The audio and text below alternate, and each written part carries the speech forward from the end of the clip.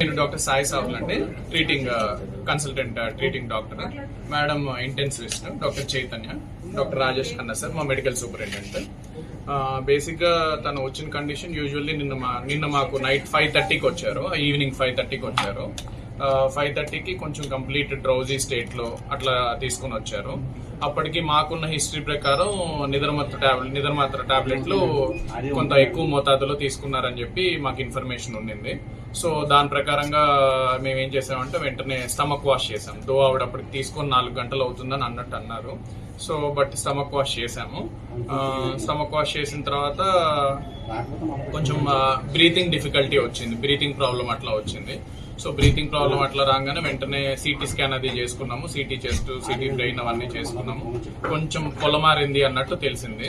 So అంటే usually ఆ మొత్తం మీద ఏమైనా పొలమారు ఉండాలి కొంచెం. అండ్ ఇంకొకటి స్ట్రెస్ ఇండ్యూస్డ్ పల్మనరీ ఎడిమా అంటారు. అంటే ఎప్పుడైనా కూడా ఇట్లా బాడీ ఏమన్నా అధిక స్ట్రెస్ గురవుతే ఫ్లాష్ పల్మనరీ ఎడిమా అంటారు. అంటే మన లంగ్స్ లో నీరు లాగా చేరుతుంది.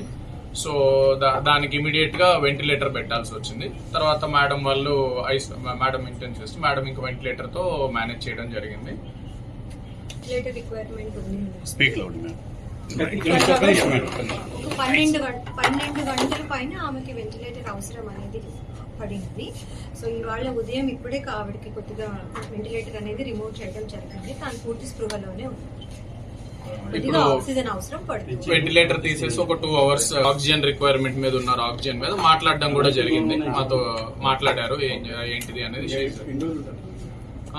చూడాలండి ఇంక ఇప్పుడు. అంటే ప్రస్తుతానికి వెంటిలేటర్ నుంచి ఇప్పుడే తీసాం కాబట్టి ఆక్సిజన్ రిక్వైర్మెంట్ అని చెప్పాం కదా, ఆస్పిరేషన్ అయిందని. ఆస్పిరేషన్ వల్ల కొద్దిగా ఇన్ఫెక్షన్ లాగా ఫామ్ అయ్యే అవకాశం ఉంటుంది. సో దానికి ఇప్పుడు యాంటీబయాటిక్స్ అవి ఆల్రెడీ స్టార్ట్ చేసేసాం నిన్న నైట్ నుంచే. చూద్దాం. బట్ యాజ్ ఆఫ్ నౌ చూస్తుంటే మటుకు స్టేబుల్ గానే అనిపిస్తున్నారు. మోస్ట్ లైక్లీ డేంజర్ నుంచి బయటకు వచ్చినట్టు. ఎంత మోతాదులో తీసుకున్నారు సార్? అది ఇంకా ఎంత మోతాదులో తీసుకున్నారు?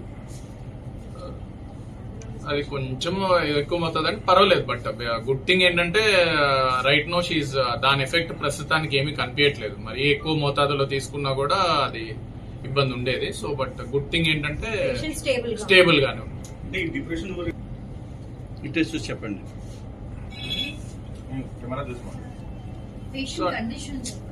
అదే పేషెంట్ కండిషన్ ఇందా చెప్పిందేనండి. ఇప్పుడు వెంటిలేటర్ తీసేసాం కాబట్టి 9 o'clock కి definitely right no stable only. And దాని యొక్క డోసేజ్ యొక్క మోతాదుది ఆవిడకి ఇప్పుడు ప్రస్తుతానికి బాడీ మీద అయితే ఏమీ ఇబ్బంది అయితే చేయట్లేదు. సో ఇప్పుడు మేజర్ మనకి ఆక్సిజన్ రిక్వైర్మెంట్ ఇది బెటర్ అయితే షీల్ బి డెఫినెట్లీ. అదే అందుకే చెప్తున్నాను కదా, she definitely out of danger లానే అనిపిస్తుంది యాజ్ ఆఫ్. తీసుకున్న పిల్స్ ఎగ్జాక్ట్లీ ఏంటండి? అది మనకి ఇంకా తెలియాలండి, ఎందుకంటే అది మోస్ట్ లైక్లీ స్లీపింగ్ టాబ్లెట్స్ అవి. అంటే కంప్లీట్ గా ఓరియంటేషన్ రాలేదు.